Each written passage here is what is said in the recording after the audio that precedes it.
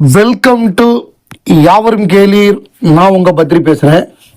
இப்போ சில படங்கள், இப்போ ஜனநாயகன், பராசக்திக்கு ஏகப்பட்ட கட்டு கொடுத்தாங்க, ஏகப்பட்ட இடத்துல மியூட் பண்ண சொன்னாங்க. ஜனநாயகன் படமே வராதுங்கிற லெவலுக்கு அதில் சில பிரச்சனைகள், அந்த இராணுவ எம்பளத்தில் தவறாக பயன்படுத்தினாங்க அப்படிங்கிற மாதிரி ஒரு குற்றச்சாட்டு. அப்புறம் மத நம்பிக்கைகளை தவறாக காமிச்சிருக்காங்க, சித்தரிச்சிருக்காங்கங்கிற மாதிரி பிரச்சனை. ஸோ இது குறித்து மக்கள் நீதி மய்யம் தலைவர், நாடாளுமன்ற உறுப்பினர் உலகநாயகன் கமலஹாசன் அவர்கள் ஒரு லெட்டர் போட்டிருந்தாரு. அந்த லெட்டர் ரொம்ப மிக முக்கியமான லெட்டர். அது குறித்து தனஞ்சயன் பேசியிருந்தார். தனஞ்சயன் இப்போ ஊரில் இல்லை, அமெரிக்காவில் இருக்காரு. அவர் என்ன சொன்னார்னா, கமல் சாரோட லெட்டர் ரொம்ப முக்கியமான லெட்டர். இப்போ நம்ம எல்லாருமே ஒரு ஒற்றுமையாக இதுக்கு எதிராக குரல் கொடுக்க வேண்டிய நேரம் வந்திருக்குன்னு கமல் சார் சொல்லியிருக்காரு. அது ரொம்ப சரி. சென்சார் போர்டுங்கிறது ஒரு சர்டிஃபிகேட் கொடுக்குற போர்டு தான். அவங்க இப்போ நம்ம என்ன கண்டென்ட் கொடுக்குறோமோ, இந்த கண்டென்ட் யூவா, யூஏயா, ஏவா அப்படிங்கிறத கண்டென்ட் கொடுக்கக்கூடிய சர்டிஃபிகேட் கொடுக்கக்கூடிய ஒரு போர்டு.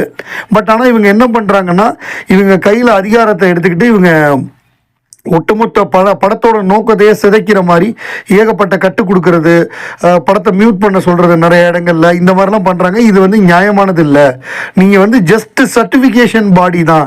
நீங்கள் உங்களுக்கு வானளாவிய அதிகாரம் இருக்கிற மாதிரி நீங்கள் நினைக்கக்கூடாதுங்கிறத கரெக்டாக சொல்லியிருக்காரு. இப்போ நம்ம எல்லா சங்கங்களும், அது இயக்குனர் சங்கம், தயாரிப்பாளர் சங்கம், இவங்க எல்லாமே சேர்ந்து இதுக்கு எதிராக நம்ம பேச வேண்டிய நேரம். டைம் டு ஒரு டயலாக் அவங்களோட சென்சார் போர்டோட பேச வேண்டிய ஒரு தருணம் வந்துருச்சு. ஏன்னா எங்களுக்கு எல்லாமே வெளிப்படைத்தன்மையாக நடக்கணும்.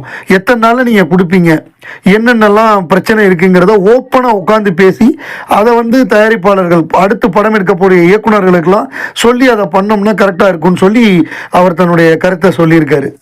உலகநாயகன் கமல்ஹாசன் பாடல்களும் பண்டிகைகளும் அப்படின்னு சொல்லி ஒரு பதிவு என்னன்னா, கிருஷ்ண ஜெயந்தி அப்படின்னு எடுத்துக்கிட்டோம்னா முகுந்தா முகுந்தா அந்த பாட்டு, ராமநவமி அப்படின்னு எடுத்துக்கிட்டோம்னா ராமன் கதை கேளுங்கள் அந்த பாட்டு, கோழி பண்டிகைக்கு அந்திமலை மேகம் நாயகனில், தசரா பண்டிகைக்கு தில்பர் ஜானே, மாட்டுப்பொங்கலுக்கு கொம்புல போ சுத்தி, தை பொங்கலுக்கு தை பொங்கலும் வந்தது, பாலும் வந்தது, அந்த மகாநதி படத்தில் பாலும் பொங்குது, தீபாவளி பண்டிகைக்கு எடுத்துக்கிட்டோம்னா நான் சிரித்தால் தீபாவளி நாயகன், கார்த்திகை தீபம் தீபாவளி அப்படின்னு எடுத்துக்கிட்டோம்னா விளக்கேத்து வெள்ளிக்கிழமைங்கிற பாட்டு, பேர் சொல்லும் பிள்ளையிலேருந்து வரக்கூடிய பாட்டு, மகா சிவராத்திரி எடுத்துக்கிட்டோம்னா ஓம் நமச்சிவாயா, அது சிவனை பற்றி பாடக்கூடிய சலங்கை ஒளி படத்து பாடல், வைகுண்ட ஏகாதசி அப்படின்னு எடுத்துக்கிட்டோம்னா ஸ்ரீரங்க ரங்கநாதனின் பாதம் வந்தனம் சொல்லடிங்கிற மகாநதி பாட்டு, புனித வெள்ளி அப்படின்னு எடுத்துக்கிட்டோம்னா தேவமைந்தன் போகின்றான் அன்னை வேளாங்கண்ணி பாட்டு, ஆங்கில புத்தாண்டுனா இளமை இதோ, சுதந்திர தினத்துக்கு கப்பல் ஏறி போயாச்சு, அதாவது இந்தியன் படத்தில் இந்தியாவுக்கு சுதந்திரம் கிடைத்தோடனே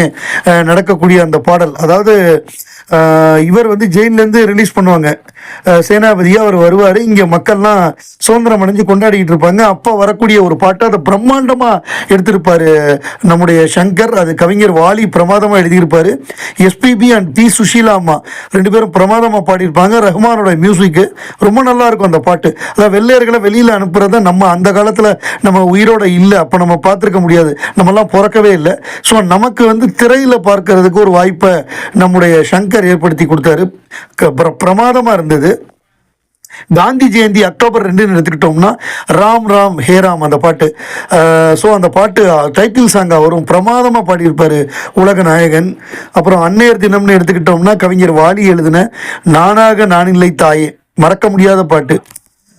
மணிமாளிகை மாடங்களும் மலர்தூவிய மஞ்சங்களும் தாய் வீடு போல இல்லை, அங்கு தாளாட்ட ஆள் இல்லை அப்படின்னு வரி எழுதியிருப்பாரு. கோயில் தொழும் தெய்வம் நீதான், நீயின்றி வேறொன்று ஏதும் இல்லைன்னு அம்மாவே தாயையே தெய்வமாக சொல்லக்கூடிய பாட்டு. அன்னையர் தினத்தில் பிரமாதமாக எழுதியிருப்பாரு நம்ம வாலி. நிறைய ஹீரோக்கு எழுதியிருக்காரு. நமக்கு எழுதின பாட்டு ரொம்ப பிரமாதமாக இருக்கும்.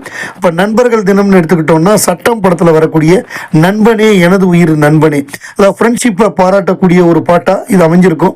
உழைப்பாளர் தினம் எடுத்துக்கிட்டோம்னா உன்னால் முடியும் தம்பி படத்தில் வரக்கூடிய புஞ்சை உண்டு நஞ்சை உண்டு பொங்கி வரும் கங்கை உண்டு, இந்த பாட்டில் தொழிலாளர்கள் எப்படிலாம் உழைச்சாங்க, அவங்க கஷ்டப்பட்டு ஒரு கட்டடத்தை கட்டுறாங்க, அவங்க உடம்பு இழைச்சி போகுது, ஆனால் பட் அவங்களுக்கு எதுவுமே கிடைக்கல.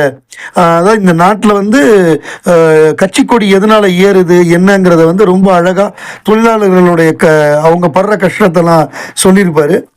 பிறந்தநாள் விழாக்கு பன்னீர் புஷ்பங்களே அவள் ஒரு தொடர்கதை. அம்மம்மா வந்து அது இங்கே சிங்கக்குட்டி கூட சொல்லலாம்.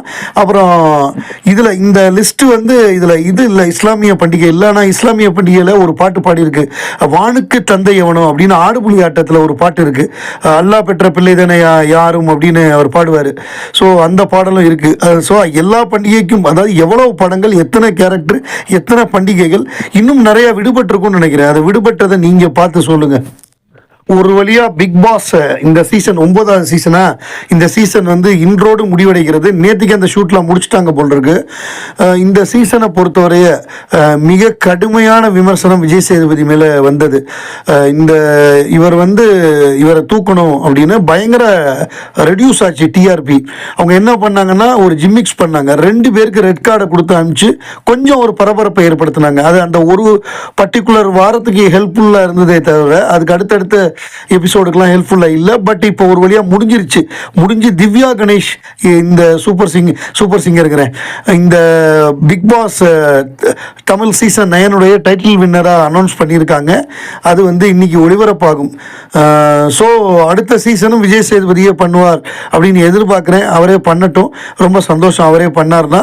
இதில் தேவையில்லாமல் மீண்டும் உலகநாயகன் கமலஹாசன் வரப்போகிறாரு, அவர் பண்ணணும் அப்படின்னு நிறைய இப்போ போஸ்ட் போடுறாங்க. அவர் பண்ணும் பொழுது நெகட்டிவாக பேசின ஆட்கள்லாம் எக்காரணத்தை கொண்டும் உலகநாயகன் கமலஹாசன் பிக் பாஸ் அடுத்த சீசன் மட்டும் இல்லை, இனி வரக்கூடிய எந்த சீசனையுமே அவர் பண்ணக்கூடாது. போதும், அவர் பண்ணி முடிச்சாச்சு. அவர் என்ன பண்ணணுமோ 7 சீசனில் பண்ணி முடிச்சிட்டாரு. இதுக்கு மேலே பண்ணுறதுக்கு ஒன்றுமே கிடையாது. எல்லா டிஆர்பி ரெக்கார்டையும் வச்சாச்சு. புத்தக பரிந்துரை எல்லாம் சிறப்பாக பண்ணியாச்சு. யாரை எப்படி குறும்படம் போடணுமோ குறும்படம் போட்டாச்சு.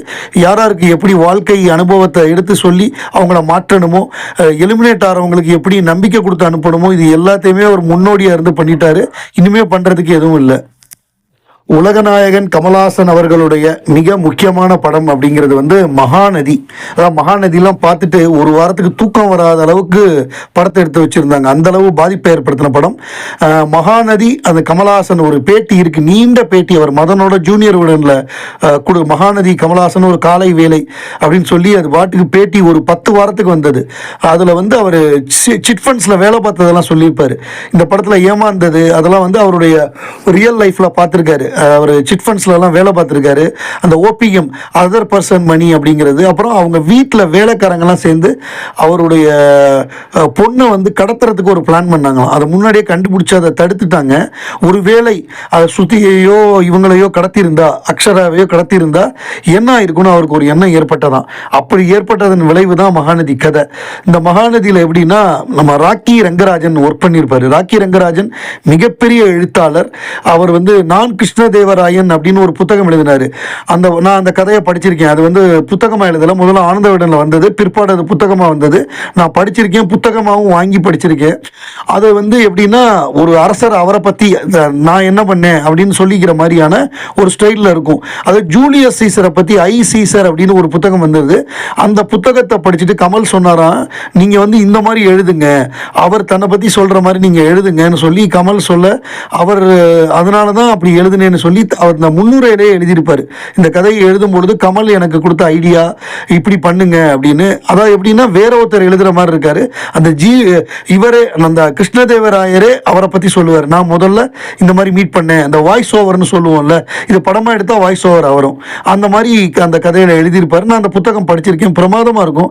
நம்ம ராக்கி ரங்கராஜனை பொறுத்தவரையே ரொம்ப நல்லா அந்த ஸ்டோரி ஸ்க்ரீன் பிளே நாலேஜ் அவருக்கு உண்டு, வசனம் எழுதக்கூடிய நாலேஜ் உண்டு. மகாநதி வசனங்களை பார்த்தாலே தெரியும். அவரும் கமல் சாரும் சேர்ந்து எப்படி ஸ்க்ரீன் பிளே பண்ணியிருக்காங்க, எப்படி டைலாக் எழுதியிருக்காங்க. ஒரு சமுதாய கோபம் ஒரு நல்லவனுக்கு கிடைக்கிறது எல்லாமே ஒரு கெட்டவனுக்கும் கிடைக்குதே ஏன்னு ஒரு கேள்வி கேட்பாரு. அதுதான் இந்த படத்தோட அடி நாதமே. ஸோ இதுதான் நம்ம சின்ன வயசுலேருந்தே பொய் சொல்லாத, திருடாத, நல்லது சொல்லி வளர்த்துட்டு இந்த மாதிரி இவங்க கையில் தோற்று போகிறதுக்கு தான் இதெல்லாம் சொல்லி கொடுத்தீங்களா அப்படிங்கிற ஒரு கேள்வி. ஸோ இதெல்லாம் வந்து அந்த படத்தில் ஒரு மிக முக்கியமாக இருக்கும். அதில் வந்து நடக்கக்கூடிய உரையாடல்கள், கமலஹாசனுக்கும் பூர்ணம சுனாவுக்கும் நடக்கக்கூடிய உரையாடல்கள் ரொம்ப ரொம்ப முக்கியம். இது வந்து நிறையா அவங்களுக்குள்ள சண்டை நடக்குமா, கிருஷ்ணசாமி கடவுள் நம்பிக்கை உள்ளவனாக இருக்கணுமா, நம்பிக்கை இல்லாதவனாக இருக்கணுமா அப்படின்னு பயங்கரமாக இருக்குமா. வெளியிலேருந்து பார்த்தா இவங்க ஏதோ அடிச்சுக்கிற மாதிரி இருக்குமா. ஆனால் ஆனால் உள்ளுக்குள்ளே பார்த்தா அவங்க ஜாலியாக பேசிட்டு அப்புறம் இது பண்ணுவாங்களா. இந்த படத்தில் பல புதுமைகள், முதல்ல ஆவிட் எடிட்டிங் வந்தது, சவுண்டில் புதுமை வந்தது, சவுண்டுக்காக தேசிய விருது கிடைத்தது. மகாநதி மறக்க முடியாத ஒரு பொங்கல் திரைப்படம் உலகநாயகனுக்கு.